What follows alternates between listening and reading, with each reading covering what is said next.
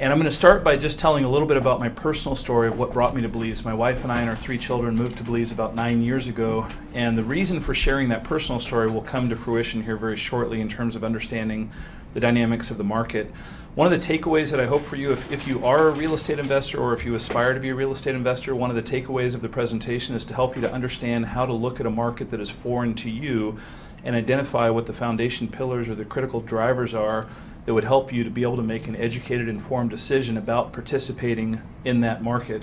And so if we go back in time, this is the island of Ambergris Caye, Belize, the town of San Pedro. This is about 100 feet from my office, a very picturesque village, if you will, of 22,000 people on an island 24 miles long.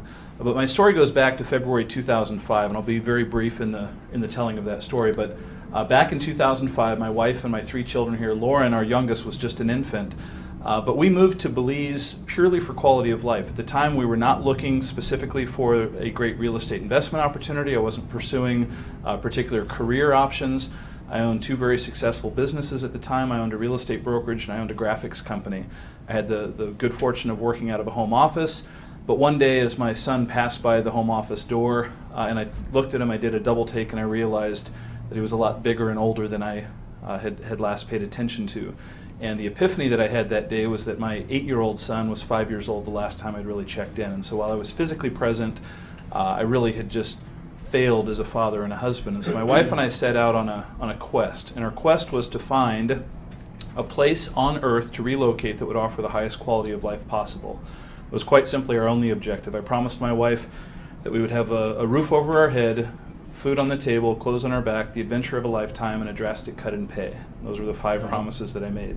And so we set about to create a list of criteria, our buying criteria, if you will, not for buying a specific property, but really for buying a market, for understanding the dynamics of a market. And again, our selfish objective as a family was purely quality of life. That was our mission objective. And so we put together a list of what I would consider to be our wants, needs, desires, and requirements. And you'll see at the top of the list was language. There are many things that I'm competent at. Learning foreign languages is not one of them. And so I happen to be in the category that fits about 91% of Americans who only speak the English language. So I had a predisposition for wanting to find a place that was English speaking. And I should qualify this by saying that I did have an interest in moving outside of the United States, not because of any problem or concern with the United States, but I had the opportunity to spend 9 years living internationally prior to going to college in Colorado. My father was in the oil industry. We traveled extensively around the world, and 9 years living in Europe allowed me to become a global citizen, to see what it was like to be a cultural minority, and I wanted to expose my children to that experience. And so as my wife and I set about on our list of criteria to whittle down the process, English speaking was very important. We wanted to have close physical proximity to the U.S. because of business interest and family and so forth. And so as we started to go through the criteria and establish what was important to us, security, stability, safety, good medical care, vibrant economy, there were a whole host of things. Climate, certainly if you're going to move for quality of life, then you're going to move somewhere that has a desirable or better climate than where you're located. And so as we went through this entire process of elimination, we found that consistently we were driven to the country of Belize as being really our foremost candidate. Belize is the only English-speaking country in Central America. Specifically, the island of Ambergris Caye really held out promise for us. And so in May of 2005, we made an exploratory trip to Ambergris Caye and spent a week to find out if in fact this was going to afford us the quality of life that we were looking for. The answer was yes, and in October of that year, my wife and I moved lock, stock, and barrel, and it'll almost be 9 years now that we've been in Ambergris Caye, and every quarter of every year we go through the same process of identifying whether or not the quality of life that we have is truly what we feel is the best possible quality of life that could be found anywhere on earth today. I have the good fortune of being able to pick up and move anywhere. I don't have to live in Ambergris Caye. My business interests are there. Many of my real estate investments are there. But I could relocate elsewhere and still maintain my business and my investments there. But the quality of life that affords me is a microcosm of a larger tale or larger story that we're going to talk about in the context of what the drivers are within this market. Now, just a couple of little touchstones to mention on here. Belize is a very vibrant economy. Tourism makes up about 31% of the economy. But Belize is a net exporter of petroleum, one of only 17 countries that produces more petroleum than it consumes. It happens to produce 5 times as much as it consumes. Also a net exporter of tilapia, shrimp, sugarcane, citrus, bananas, and of course hardwoods. Mahogany being the one you're probably most familiar with, but there's 15 different exotic Belizean hardwoods that are exported as part of the lumber industry. Belize has the safest banking system in the world. Belize also has a great taxation system. It's considered a T8 tax haven. When we think of the banking, Belize has the highest reserve requirements of any central bank in the world. There's never been a bank failure in the history of Belize. There is no fractional reserve banking as we have here in the United States, where there quite literally are 40 times as many dollars of loans as there are actual dollars in production. In Belize, for example, 24% of all of the reserves in every bank have to be held in a cash position. So they actually have literal reserves. Consequently, lending is more problematic. If the bank is getting 0% return on 24% of their portfolio, they have to make it up on the difference on the remaining 76%. Consequently, banks have a 60-40 loan-to-value ratio. You cannot do any better than 40% down, and you can't do any better than 10 or 10.5% interest.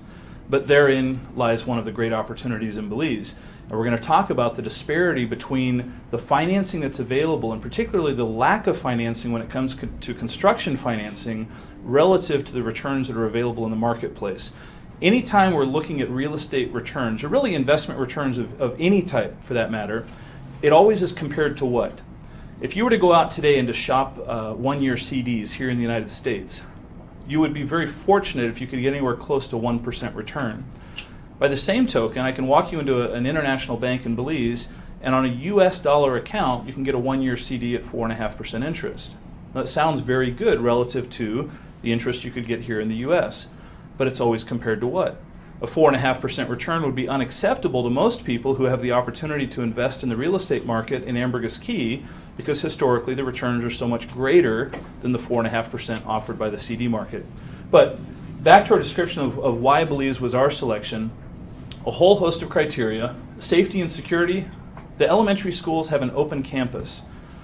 It sums up the whole safety issue in a nutshell. Imagine an elementary school where all of the children leave at lunchtime, unsupervised, no parental guidance, and go and play on the beach and eat their lunch in the park, or walk home to have lunch with mom and dad, and then find their way back to school in the afternoon. It's a bygone era. It's like a time machine, literally, in terms of the safety and the security that are afforded there. So this is the personal story of the Turley family and what led us to Belize 9 years ago. And I'm going to leave that alone for the moment, but we'll revisit it because it'll be very germane to the remainder of the conversation. Just a couple of lifestyle photos to show you. This is what we use for bait. The fish there are so large. Oh, no, I'm just joking. Those are a grouper that are caught. The barrier reef is literally a quarter mile from the beach, about 400 to 600 yards. And so the large fish that you would typically have to go well offshore for deep sea fishing are in very close proximity to the island. This photo here is very symptomatic of the lack of franchises or brands. There's not a single McDonald's. There's no Taco Bell. There's no Starbucks in the country of Belize. My children didn't know what a Happy Meal was until they came back to visit the United States on vacation. Most restaurants don't have a children's menu because children quite literally just eat the same food as the adults. There is no fast food to speak of. Now, the country of Belize, just geographically, for those who don't know, is bordered by Guatemala and Mexico. There's a mainland component, and then there are the islands, or the keys. To the best of my knowledge, Belize has the highest percentage of the country dedicated as national park and marine reserve for environmental conservation. Belize has followed the model of Costa Rica, with 46% of the country being set aside as national park. Now, just to put that in context, if you look at a map of the United States, if you were to just picture everything east of the Mississippi River as being national park overnight, that still wouldn't be anywhere close to 46% of the landmass of the United States. So it's a massive amount of land that's been dedicated for environmental purposes. And that's a great story in terms of the preservation and protection of the country. One of the benefits and reasons that Belize can do that is because it is so sparsely populated. It's the fourth least densely populated country in the Western Hemisphere. Belize has 330,000 citizens. Neighboring Guatemala has 12 million. And so Belize doesn't have a standing Army or Air Force or Navy. but it does have the distinction of serving as the training grounds for the British military, for their jungle warfare training. So the British military has military bases and military presence, and of course the great benefit to Belize is not having to absorb the cost of maintaining the protection that's afforded as still being a member of the British Commonwealth. Now, as we look at the island of Ambergris Caye, which is where our focus will be, the island of Ambergris Caye is about 24 miles long, about 3 miles wide at the widest. If you haven't been there, it's comparable in size to both Roatan, Honduras, and Grand Cayman, which you might be familiar with. Those two islands have a population of 60,000 people. Ambergris Caye has a population of 22,000. So if you've been to Grand Cayman or Roatan, you'll know that they're not overly populated, they're not densely populated, and yet we literally have a third of the population with the same landmass. Ambergris Caye is a world-class water sports destination. Whether it's diving or snorkeling, it's considered one of the top 10 dive and snorkel spots in the world. Phenomenal deep-sea fishing, saltwater flats, fly fishing, spear fishing, what have you. The concept that we really want to understand from an investment standpoint is room count, and how the room count is relative to the market. Now, if you own rental property in the United States, you're probably accustomed to having long-term tenants who pay monthly rent. And that's really a foreign concept in Belize, not because it doesn't exist, but because it's not the highest and best use of property. You see, Ambergris Caye is a tourism destination with a transient nightly, weekly occupancy. And what that means is that if you own a condo, for example, that you could get $1,500 or $2,000 a month in rent, that same property, when repurposed and rented as hotel accommodations, would receive about $300 to $400 per night. So consequently, I just received an email 2 days ago from somebody asking for assistance in a long-term rental, a one-year rental, and I said, quite frankly, I haven't seen one in 3 or 4 months. Not a single long-term rental available in the last 3 or 4 months, because very, very few people would even opt for going that route because of the demand of our short-term inventory. So when we talk about condos or villas, it's really everything is in the context of hotel inventory, serving the need of the short-term tourism market. Back in 2006, the aggregate total, the sum total of all of the rooms meaning condos, villas, bed and breakfast, hotels, etc., any type of short-term accommodation, was 670 rooms, a drop in the bucket. And that's a gross number because that includes condos that are occupied, owner-occupied, or simply lock-in leaves that are not rented out for any duration of the year. Within 6 years, that number had tripled. By the end of 2012, we had grown from 670 rooms to 2,000 rooms. In many markets, a 300% growth in 6 years would be considered overbuilding. In fact, I could make the case that if Cancun were to triple its room occupancy, going from 44,000 rooms today in 2014 to 132,000 rooms 6 years from now, then I think Cancun, we could state the claim is overbuilt at that point. But the interesting dynamic here with Ambergris Caye is that getting us to 2,000 rooms is what was required for us to reach the minimum barrier of entry onto the global stage. You see, 2,000 rooms is the tipping point. It's the critical juncture at which a destination becomes a major tourism destination, not in the eyes of real estate brokers or investors, but 3 very significant travel-related groups: travel agents, consolidators, and charter companies. Those 3 industries begin to pay attention to a market at the point that there are a minimum of 2,000 rooms. So consequently, we would expect that starting at the end of 2012, we would start to see a vertical climb in tourism growth as a direct result of now being able to hang our shingle on the global stage and announcing to the world, Ambergris Caye is now open for business. So that 2,000 rooms is a very, very critical distinction, and what comes to follow after that is the growth that we're going to talk about here to follow. I should mention the very northern end of the island is a 27,000 acre national park and marine reserve. It actually contains 6 different sites of Mayan ruins. In the United States, we can't fathom anything having been discovered in the way of historical consequence that hasn't already been excavated, have a visitor center, and a gift shop. And yet in Belize, there are many, many sites of Mayan ruins and archaeological treasures that have been discovered but not unearthed simply because the population is so small, the resources are so lacking that there's years and years of excavation of archaeological ruins yet to be done. This is an aerial view showing Ambergris Caye, and particularly the proximity of the barrier reef. The average water depth is about 6 to 10 feet from the shoreline to the barrier reef. You can see some of the natural cuts or channels. This is where the marine life comes in and out, and this is also where we go in and out by boat if we're going diving or snorkeling or deep sea fishing. Some of the deepest water in all of the Caribbean is located directly in front of Ambergris Caye, where it's about 3,000 to 3,500 feet deep. So it's quite literally a wall or a fortress that protects and buffers the island from tropical storms, hurricanes, and things of the such. And so we can see here very sparsely populated, but again, such a massive amount of the land on the island is dedicated for National Park and Marine Reserve and for non-developmental purposes, which in and of itself creates scarcity in the market. As we zoom in closer, we see the town of San Pedro, the bustling metropolis here. You can see the airstrip. So if you land at Belize International Airport on the mainland, then you would take a 13-minute flight on a 14-passenger Cessna Caravan to land here at the San Pedro airstrip. This is the downtown core right here. You'll notice all of the high-rise buildings. I say that tongue-in-cheek because the building code on Ambergris Caye prohibits the building of anything over 4 stories or 44 feet. And you might say to yourself, how is it that engineers and building officials came up with a scientifically proven method of determining 4 stories and 44 feet? Well, quite simply, that's the mature height of a coconut palm tree. And so literally, that is the building code, is nothing is to be taller than the height of a mature coconut palm tree. And what that means is that Ambergris Caye will never be a Cancun or a Waikiki. It will always be closer to a St. Bart's, a boutique destination commanding a higher nightly rate because of these built-in barriers to development. By limiting the height, by maximizing so much of the land in a protective state, it's really created a very boutique tourism destination market. And we'll talk about why that's made it so special. This is Front Street. We have Front Street, Middle Street, and Back Street that run parallel in the town of San Pedro. And here you can see the 3 primary modes of transportation: on foot, on bicycle, and on golf cart. And then, of course, under the water, we've got marine life such as you can only imagine. The first underwater national park in Central America is just 3 miles from San Pedro as the crow flies.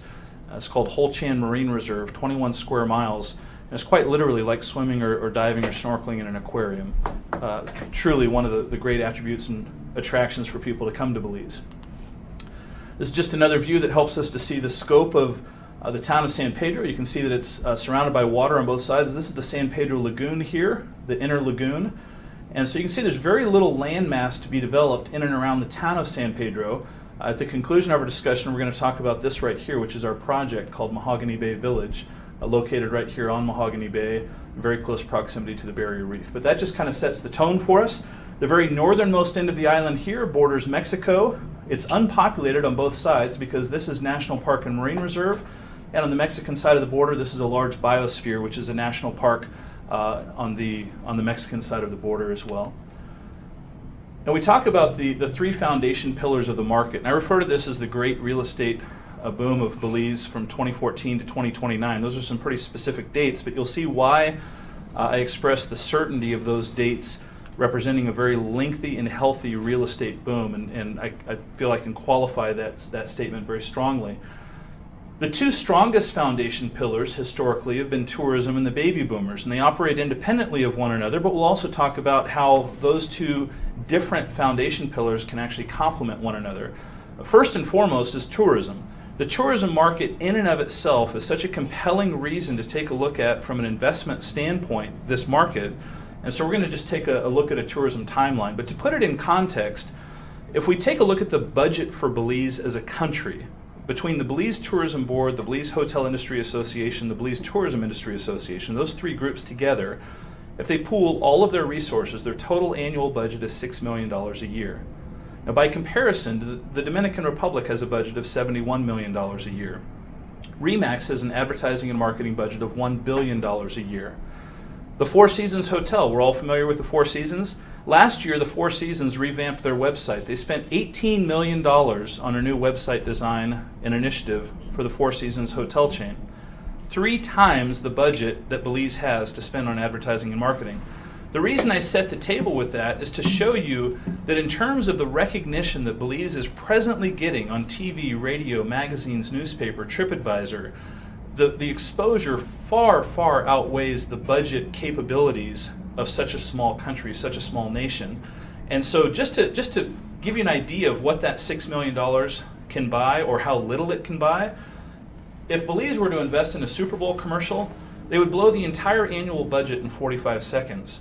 If they decided instead to advertise full page in the New York Times, they could run an ad 7 days a month for a year, and they would have spent the entire annual budget. But we're going to talk about some of the recognition as recently as the last 14 months that's far more valuable than a 45-second Super Bowl ad, and the effects that it's having on tourism and in turn real estate investment returns. So we're going to talk about a tourism timeline. First, we're going to mention Islands Magazine. Now, Islands Magazine has over 200,000 subscribers, over 550,000 readers with an average income of $175,000, a very affluent demographic reading this publication. And for 8 years in a row, Islands Magazine has consistently rated Ambergris Caye as one of the top 10 islands in the world to live on. Pretty consistent accolades and good recognition for us. That same publication in 2009 said that Ambergris Caye is the #1 island in the world to retire to. That's a pretty strong, compelling argument as well. This is a little bit more towards the baby boomer discussion than tourism, but again, the same publication, Islands Magazine.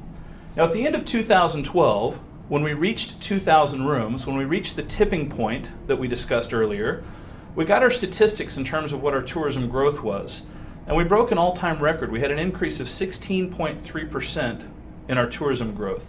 Now, it's always important, again, to ask compared to what? Was it a 16.3% increase over something that had dropped and then it climbed back up to parity to where it started from? Well, no. 2011 was a record year in and of itself, the previous record being 2007 before the recession. So 2011 was an all-time record in terms of tourism visitors to Belize. 2012 saw a 16% increase.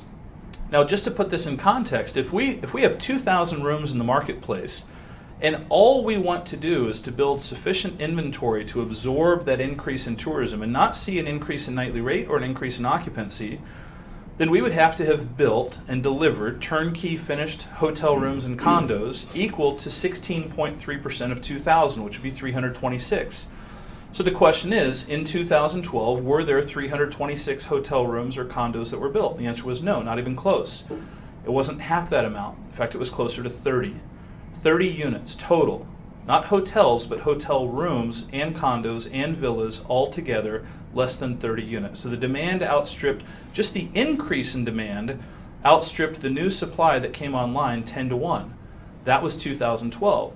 But the question existed, many people said, well, maybe this was an anomaly, maybe this was a blip, and this wasn't really the start of a trend. Because you see, at the end of 2012, December of 2012, was supposed to be the end of the world, according to the Mayan calendar. And Belize had a lot of exposure and a lot of tourism related to the Mayan calendar in December 2012. So the question then became, what's going to happen in 2013? Will 2013 taper off, level off? Will it slightly drop, or will the surge continue? Well, before we could find out the answer to that, at the start of 2013, we had a wonderful bit of news drop into our laps. And just by a show of hands, it's somewhat a rhetorical question, but who here has heard of TripAdvisor? We're all familiar with TripAdvisor? Well, February of 2013, TripAdvisor said that Ambergris Caye was the #1 island in the world. And what's great about this is that this is third-party credibility, not from just a single source. TripAdvisor is based on millions of reviews from people in 82 different countries, and to be recognized as the #1 island in the world from a tourism perspective, I would argue that this was more valuable than a 45-second commercial in the Super Bowl. Because with 22,000 people on the island, we certainly can't stack the votes to get the recognition and the accolades as being the #1 island in the world. Well, at the end of the year, what had happened? Well, we saw a continued increase, an additional growth of 6.1% in our tourism arrivals. If we break it down by month, we want to make sure that the growth is consistent and it's steadily happening throughout the year as opposed to just happening in one season as opposed to any others. This just breaks down on a month-by-month basis and shows us that the growth is trending upwards continually. The problem with this is that it shows that over a 3-year period from 2009 to 2012, it was just shy of 20% increase, 20% growth, which most markets would be salivating over. But because of living in this marketplace, because of owning the largest real estate brokerage in the country and being boots on the ground, I felt, my gut said, that the growth truly is greater than this. But these are the statistics, the data provided by the Belize Tourism Board, the government entity tasked with the responsibility of providing accurate tourism numbers. So who am I to argue and to say that I really feel that the growth is much greater than 20%? But I brought them into the fold and said to the director of the BTB, the Belize Tourism Board, I said, could you please do me a favor? Because you see right here it says overnight arrivals to Belize. Could you do a market segmentation for me and help me to identify the market specifically of Ambergris Caye, the #1 tourism destination in the country? He said, well, John, we don't report those numbers. I said, well, do you tabulate or calculate those? And they said, no, we don't. I said, well, you know you have the resources to do so. They said, well, how's that? And I said, well, on the arrival record form, when people go through customs, it identifies where they're going. I said, with a little bit of work, could you assist me and put together that information? They said, well, nobody else has ever asked for this. And I said, I know, but I'm trying to help. As an unofficial ambassador of the country, I'm trying to help provide accurate information. And so they acquiesced and they said, okay, we'll do that. We'll put together the report for you. And I get goosebumps when I talk about this because this is what the numbers showed. The actual growth from 2009 to 2012 was a 57.5% increase in tourism arrivals to a market that is unaware and oblivious of just how much of an increase there is. Now, the hoteliers, the operators within the market, they're cognizant of what's happening because we're now running above 90% occupancy on every single hotel or resort on the entire island at an ADR or average daily rate of $215 a night. And that's an average of everything from 1-star to 5-star properties. So very, very high ADR and occupancy of 90 to 95% across the board. But this is information that isn't publicly available, that isn't readily available to people. And we're going to talk about the disparity between the number of hotel rooms that are being built versus the number of condos that are being built and where the opportunity lies in the marketplace. There's a couple of significant airline announcements. Everything I shared about the tourism numbers for 2011, 2012, 2013 is historical. It's like the autopsy, if you will. The autopsy identifies what happened to the patient, but you can't treat the patient at the point of the autopsy. But when you take the blood pressure and you measure the heart rate and the oxygen volume of the lungs, those are medical things that we measure to help to identify the health of the patient and give a diagnosis looking forward. Well, now I'm going to talk about the diagnosis looking forward in the tourism market. In the third and fourth quarter of last year, a couple of key announcements were made. Delta Airlines announced that while they have daily service 7 days a week from Atlanta to Belize, the demand was such that they were going to add a second flight every Saturday. American Airlines announced that the half of the year that is considered low season, that for those 6 months where they historically only had 3 flights a week, 3 days a week, the demand is such that they're now going to offer daily service to go from 3 flights a week to 7 flights a week. Delta Airlines also announced that because of the demand from the West Coast, that for the first time they were going to offer direct flights as of December 21st from Los Angeles to Belize. Now that was significant because until December 21st of last year, there was nowhere west of Dallas, Texas that offered a direct flight to Belize. And we know statistically that 70 to 75% of everybody coming to Belize ends up in Ambergris Caye, whether they go there initially through the point of arrival through customs, or if they go to the mainland first and then come to Ambergris Caye. So somewhere between 670 and 720 seats of capacity added just in the last 6 months of 2013. But it didn't end there. United Airlines announced that starting December 19th, they were going to offer service 4 days a week from Newark, New Jersey, from the greater metropolitan New York City area. Why this is so significant for us, previously, in the year prior, they had offered a seasonal service, 1 flight a week for 3 months of the year from Newark to Belize round trip. Now it's 4 flights a week year round. In the span of 48 hours between December 19th and December 21st of last year, we went from not having direct flights from the 2 largest metropolitan areas in the United States to having direct flights from Los Angeles and New York. How do you think that would impact the tourism in a market recognized by TripAdvisor as the #1 island in the world? Pretty significant impact from that. As a result, in the first quarter of this year, the numbers that just came out a week ago, and again haven't been made public but will be announced in the press in the next week or two, show over 10% growth year over year in increased tourism. And again, there's not a corresponding increase in the supply that's being built. But it gets even better. The Minister of Tourism in March of this year met with me. The Minister of Tourism is also the Minister of Aviation, and he shared with me privately that there are 3 new airlines that have signed agreements to begin direct flights to Belize by the end of 2014. The first of them is Southwest Airlines, the largest domestic carrier in the United States. They're building a new international airport at Houston Hobby. It'll be their first international terminal. And other than Houston, they're looking at an additional hub for direct flights to Belize. The second airline that will be commencing direct, and you can, I encourage you to Google these, and you'll find no information on the internet. And then just simply wait till later in the year when all of this information is publicly available. It's effectively insider trading from the Minister of Tourism. The beauty is in real estate, insider trading is legal and encouraged.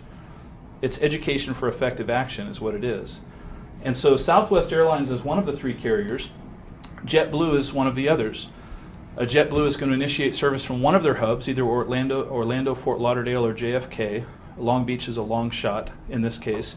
So one of their East Coast hubs will be offering direct flights on JetBlue before the end of this year. And the third airline, the sleeper, the wild card, if you will, is Copa. Copa Airlines is the national airline of Panama. May not seem like that big a deal, but I'll tell you why it is. Copa offers direct flights to 29 different countries in North America, Central America, South America, 65 different destinations. And where Copa is so significant is it opens up Belize to all of South America and to South American investment in Belize. It also is a direct conduit for Europeans. At the present time, for a European to come to Belize, they have to have a U.S. visa, and it requires 2 days of travel. The connection times coming from Europe to the U.S. to Belize are such that you cannot make the trip in 1 day. So for a European traveler to come to Belize is 4 days round trip of travel and the inconvenience of a U.S. visa. This allows European passengers to travel to Panama City, connect the same day, come to Belize all in 1 day, and avoid the hassle and inconvenience of a U.S. visa. This is going to have a significant impact on opening up a market that at present is completely untouched. We literally have no inroads into the European market because of the challenge and difficulty with U.S. visas. This is just a short little side story here. It's always important when you're looking at investing in a market, you want to know whether or not the municipality, the government, the federal government, if you will, is tolerant of foreign investment. Do they encourage foreign investment? Are they Switzerland? Are they neutral? Or do they have a very firm position and stand, particularly when we're looking at investing in a foreign country? What I find so encouraging about this news report, this was contained in the San Pedro Sun on February 6th. The San Pedro Sun is our weekly newspaper. We don't have enough news for a daily newspaper. But our weekly newspaper had an article about a $60 million water, sewer, and road expansion project planned for Ambergris Caye. Now, it's actually commenced since then. This month, May of 2014, the work has actually commenced and already begun on the road work portion. But back in February, this was just announced as being a new planned project. Now, $60 million is in Belize dollars, which are pegged to the US dollar 2-to-1. So just to be clear, it's a $30 million infrastructure commitment by the federal government of Belize to tourism infrastructure in Ambergris Caye. $30 million doesn't sound like a lot of money in relation to certain investments of infrastructure, but to put it in context, the country of Belize has a total national debt of $300 million. The government just announced that they're going to spend the equivalent of 10% of the national debt in tourism infrastructure on a 24-mile long island. By comparison, that would be the equivalent of the federal government announcing a $1.7 trillion initiative to put infrastructure into one tourism destination in the United States relative to 10% of the national debt. And so it shows a tremendously positive viewpoint by the government in supporting foreign investment and helping to provide the infrastructure necessary to ensure the success of foreign investment. And here's the quote from the Prime Minister of Belize, Dean Barrow. The Prime Minister, along with our Minister of Tourism and the Mayor of San Pedro, had this to say: having seen the multi-million-dollar investments made by the private sector, the government of Belize is committed to improve the tourism image of the island. What I find so fascinating about reading between the lines here, here's a Prime Minister who arguably could be touting the fact that the island has been recognized as the #1 island in the world by TripAdvisor, but instead of resting on his laurels, he's taken the approach and attitude that because the private sector is investing in new infrastructure, new hotels, new resorts, in response to the demand of tourism, we as a government need to do our part. We need to step up and help to support the private investment. This is a very, very strong vote of confidence in terms of where the government of Belize views their role in supporting foreign investment. At the end of 2013, just this last December, right about the time that direct flights from Los Angeles and Newark commenced, TripAdvisor came out with another bombshell. This wasn't limited just to islands. TripAdvisor announced their list of the top 10 up-and-coming destinations in the world. The top 10 places that are set to boom, to really have an increase in tourism. Ambergris Caye made that list. And then to follow just a few months later, in February of this year, for the second consecutive year, TripAdvisor once again announced that Ambergris Caye was the #1 island in the world. And now I want to touch on the baby boomers. And the baby boomers are related to the tourism market, but we're also going to talk about how they exist completely independently of them. And the baby boomers provide us with a really fascinating opportunity. If I were to ask each of you to think of a Fortune 500 company and to bet your entire retirement on whether that company will exist 10 years from now, how certain are you that you could ensure and guarantee the existence of any one company 10 years in the future? You couldn't really be too sure of that. There are many companies that have dissolved in the last 5-10 years that had existed for 100+ years, and many thought would exist for 100 years more. One of the few certainties in life, other than death and taxes, is the baby boomers, the largest demographic wave to ever move through human society, never to be repeated in any of our lifetimes. Now, just to qualify what the baby boomers are and how significant they are, there's a quote from Roy Rogers that we don't often think of Roy Rogers as being full of real estate investing wisdom, but there's such simplicity and wisdom in this statement. He says, find out where people are heading and invest there before they arrive. And this is the opportunity that exists with the baby boomers. The baby boomers consist of 79 million Americans born between 1946 and 1964. This graph really does not tell the story in just how powerful and large a segment of society they are, but we'll show some other numbers that really help to drive the point home. Now, the baby boomers are in their peak earning years. The first of them to reach the age of 65 did so in the year 2011, so we're very early in this 18-year wave or 18-year cycle. We're really in year 3 of an 18-year wave, but it's just starting to build up into a crescendo. Now, if we look at the baby boom of 79 million people, that's limited just to the US. There's also a baby boom in Canada, in Europe, and in Japan. Collectively, the baby boom is really 250 million people that were born between 1946 and 1964, just within those 4 regions or areas of the earth.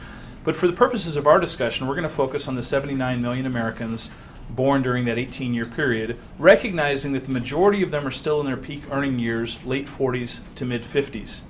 Now, starting in 2011, when the first of the baby boomers reached the age of 65, Americans were reaching the age of 65 at the rate of 7,000 per day. Just within 2 years, by the start of 2013, that number had increased to 10,000 a day. That's a 42.8% increase. That's a pretty monumental increase in numbers going from 2011 to 2013. But to show the full force of the wave, over the entire 18 years of the baby boom, the average is going to increase to 11,765 a day, another 17.5% increase over where we are today. So the number, the average for the 18 years will be 68% higher than it was just in 2011. So we're talking about a monumental shift in demographics, just to understand how large those numbers are. Now, the interesting thing is that they all have one thing in common, which is desirable retirement destinations. Because as we reach that point in life when we're no longer working and we're going to enjoy the fruit of our labors, we're going to choose where to do so. Not everybody's going to relocate, but many are going to relocate. We'll talk about the percentages in just a moment. And when they do, again, it's the largest demographic shift in world history. It's the biggest game of musical chairs ever to be played. If you picture every chair in this room as being a retirement destination, one chair might be Scottsdale, Arizona. Another chair could be Jacksonville, Florida. Another chair is Hilton Head, South Carolina. Another chair could be Cabo San Lucas. We've got all different destinations. Some are more expensive than others. Some are more desirable than others. Some are larger than others. Some are more comfortable than others. Some are downright undesirable. Nome, Alaska is a potential retirement destination, but they're not banking on a lot of people retiring to Nome, Alaska, at least within that local marketplace. So starting in 2011, the first class, if you will, that reached the age of 65 came into the room, came into the game of musical chairs and started filling the chairs. And for 18 years, more and more people are going to enter the game of musical chairs, but the number of chairs are going to remain the same. And what that's going to do is cause some chairs to have a disproportionate increase, a disproportionate benefit in the supply and demand ratio. So we're going to talk about where that disproportionate growth is going to occur. So first of all, we have to understand the numbers. 59% of baby boomers plan to relocate. And of those, 46 million, about 39%, just under 40%, plan to move just to 2 states, Florida and Arizona. And that really doesn't come as much of a surprise to us. But our focus and attention is the other 28 million who plan to retire somewhere other than other than Florida and Arizona. And so the question then is, where are those 28 million going to go? Well, to give us a basis of context or a baseline, if we look at the total number of Americans cumulatively today who are living abroad collecting Social Security, retired outside of the United States, all of the Americans over time added up together totals 350,000. It's the total population retired abroad. Now, that's represented by this small square. In surveys conducted by Zogby International and the Centers for Medical Tourism Research in Austin, Texas, we can see that the number of Americans who have already decided, who've taken definitive action to retire in the next 10 years outside of the United States is 3.3 million. Almost 10 times the number of Americans who are currently collecting Social Security abroad.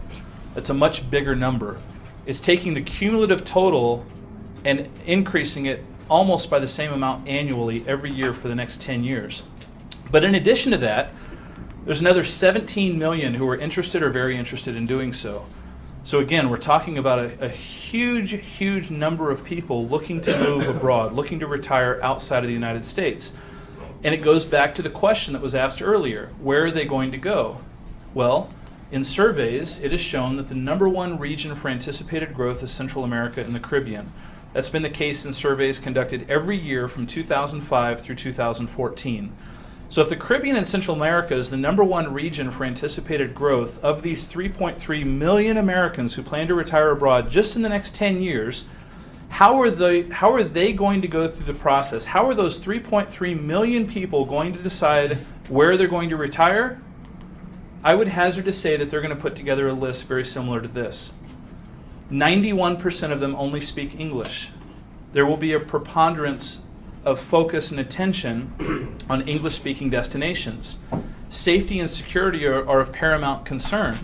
We're going to talk momentarily about the number of those 350,000 Americans that are presently located in Mexico, and the reason I think that ratio is going to change. There are things that are happening in Mexico and have happened the last several years that are going to affect Americans' decisions to retire there.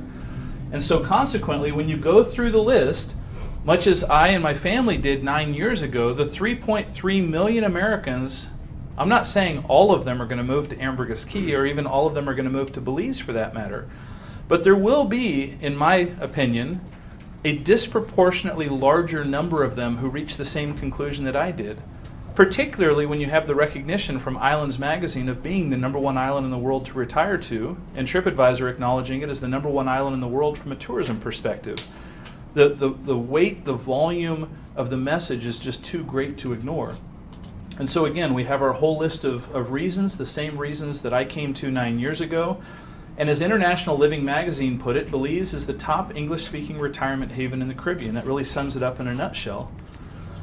So back to our discussion of Mexico. The Wall Street Journal in July of last year, July of 2013, helped us to identify where some of the 350,000 Americans are located. 1 in 7 Americans who are retired abroad are located in Mexico. 50,000 Americans collecting Social Security. 1/10 of that number are in Costa Rica, about 5,000. And about 1/100th of the number of Americans in Mexico are in Belize. At the end of 2011, when these statistics were compiled by the Wall Street Journal, it was 560 Americans collecting Social Security in Belize. Now, I would argue that this ratio will not remain the same, because what's been happening in Mexico? Can anyone tell me why Americans might have a predisposition not to retire to Mexico? What are some of the concerns people have? Cartels. The cartels, the safety, the security, the drug trade. And so because of that, I think these ratios are going to change. That's just my opinion, but let's allow the evidence to make the case. Now, what's fascinating, when we talk about the foundation pillars of tourism and the baby boomers, we think of them as operating independently of one another. But this study by the World Tourism Organization revealed that baby boomers are expected to double the size of the tourism industry just in the next decade. Think about that, doubling the size of the tourism industry, an already massive industry. So how is it that it could double in size in just a decade? Well, quite simply, if a baby boomer couple moves to Panama or Costa Rica or Ambergris Caye, Belize, in many cases, they're going to have children and grandchildren and an extended family and friends who are going to choose to visit them in their new location. And likewise, they're going to go back to visit their family and friends and wherever they moved from. So the point being here that those locations that have a disproportionate benefit in retirees focusing their attention and moving to that location are also going to have the added benefit of seeing their tourism market double in size. But there's another juxtaposition between the baby boomers and the tourism market, and it's this. I like to refer to this analogy by way of thinking of the periodic table of elements. You take two different chemicals from the periodic table of elements, combine them together, and you get a different end result. And so what this very simple illustration shows is that if there's 2,000 rooms in the marketplace, 2,000 units total, and we can say that they're depicted by this little green house. So we'll just say for sake of argument that this is a condo. So we have 2,000 rooms. We have a baby boomer couple that decides that they'd like to buy a condo that they're going to relocate to, they're going to live in. Now previously that condo was rented out on a nightly and weekly basis. It was part of our gross rental inventory. And so it was servicing the needs of these vacationing families and couples who we know grew by 16% in 2012, 6.1% in 2013, and over 10% in the first quarter of this year. So the baby boomer couple buys this little green house, and instead of it being rented on a nightly, weekly basis, it's no longer available for rental because they're living in it. They're relocating to it. So our rental inventory drops from 2,000 to 1,999. It's a cannibalization of inventory. Every new condo that's built needs to serve the needs of the tourism market, but before it can do so, it's being snatched up by a baby boomer couple who's deciding they're looking for a desirable island location to retire to. And so consequently, these two groups are cannibalizing the new inventory and the existing inventory that's coming into the marketplace. Just to drive this point home, if you remember our numbers from 2012, we had 2,000 rooms, a 16.3% increase, meaning we needed 326 new doors to be added to the market. We said there were less than 30 units that were built that year. The question is, were there more than 30 baby boomer purchases that year? Because if there were, and there were, then it means we actually had a net decrease in inventory. We needed 326 more units, and we had more people take units out of the rental inventory than new units that were constructed and added. And that in and of itself creates tremendous opportunity. The last foundation pillar, and the one I can really spend the least amount of time on because it's so easy to understand, is the exodus of capital from the United States. This is a picture of my office located directly across from the airstrip. So when people get off the plane at the terminal, they walk out of the terminal building, this is the first thing they see is my office directly across the street. As I mentioned, it's the largest real estate brokerage in the country, so we have a lot of walk-in traffic. We have a lot of people that would walk in the door. And in 2009, particularly, right after the drop in the stock market in the fall of 2008, we started to see a different buyer. We started to see a different demographic. We still had the person looking for a second home, a vacation home, an investment property, a rental property. While it's true we were affected by the recession, tourism Caribbean-wide dropped by 20% during the recession, during 2008, 9, and early 2010. Tourism in Belize dropped 1.8%. Or I should say tourism specifically to Ambergris Caye dropped 1.8%. But the new buyer that came into our marketplace was somebody we hadn't seen before. We still had our regular second home, vacation home, investment property buyer. But now we had people walking in the door that said, John, I've just lost 30 or 40% of my portfolio. I just took a massive hit to my IRA, my 401k, my stock portfolio, my mutual funds, my paper assets, and I can't afford to have that happen again. I can't afford to not be the captain of my own ship, of my own financial future. I need to take control of the situation. I'm more interested in real property and real assets. And I'm not so concerned about the return on my investment as I am the return of my investment. It used to be that maybe I was chasing the 10% return over the 6% return, but right now, in this time of uncertainty, while the world is in a global recession, I want more than anything to know that if I buy something, it'll at least be worth the same amount a year from now. All I want to do is just have a hedge against further devaluation of my portfolio. So this group of clients that really represent a whole new buyer class that came and introduced itself in 2009 were people that were fundamentally looking for three things. They said, John, I'm looking for wealth preservation, asset protection, and tax optimization. Belize has the strongest banking system in the world, the highest reserve requirements. It's a T8 tax haven. This is somewhere that I view as a safe haven to invest money. And the purchase of property for that group of people served the objective of really being in place of a bar of gold or a safety deposit box or a Swiss bank account. It was a place to park money in a tangible, real asset. And the consequence of there being $3 trillion US on the sidelines in 2009 that was pulled out of the stock market, the consequence of that is there was a tremendous exodus of capital out of the US into jurisdictions like Belize, and we saw record real estate sales and real estate appreciation in 2009. Now, that may seem counterintuitive because you think that in the midst of a recession we would actually have our strongest year in terms of real estate appreciation and real estate growth, but it was not in spite of the recession, it was because of the recession. And this is why I call this the contrarian pillar, because while tourism dropped 1.8%, the drop in tourism that was a result of the uncertainty in the economy caused more people to take money out of the economy and relocate it to where it was viewed to be a safer haven, which in and of itself drove the market in Belize.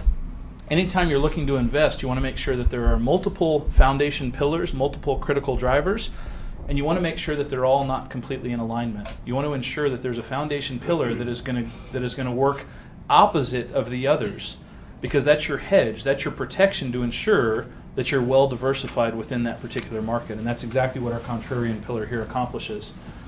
This is again our last aerial photo of the project, and then you have to indulge me, but I share this next photo just for personal reasons. The story started with my son, who was 8 years old when he walked by my office door, and it was because of Trent walking by my office door that we had the epiphany that we were on the wrong course and we wanted to pursue our quality of life.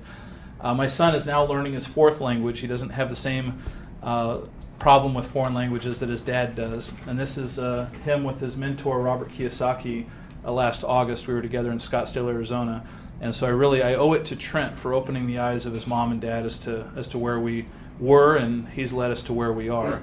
And so that concludes our discussion